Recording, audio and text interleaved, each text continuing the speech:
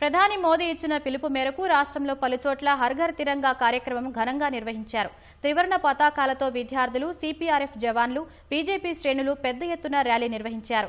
భారత్ మాతాకి జై, వందే మాతరం నినాదాలతో దేశభక్తిని చాటారు.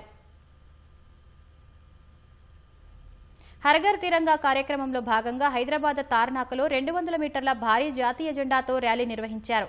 బీజేపీ నాయకుడు శ్రీరామ్ ఆధ్వర్యంలో జరిగిన ఈ ర్యాలీని పార్టీ రాష్ట్ర అధ్యక్షుడు రామచంద్రరావు, ఎమ్మెల్యే మల్కా కొమరయ్య ముఖ్య అతిథులుగా హాజరై ప్రారంభించారు.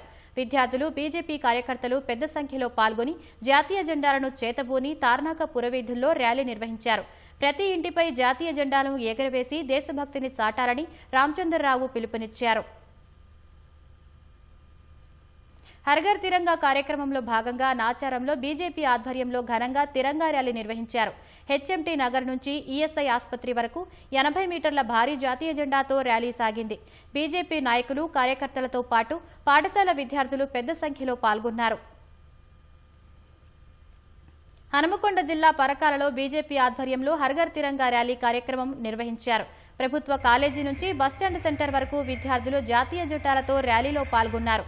భారత్ మాతాకి జై, వందే మాతరం నినాదాలతో దేశభక్తిని చాటారు.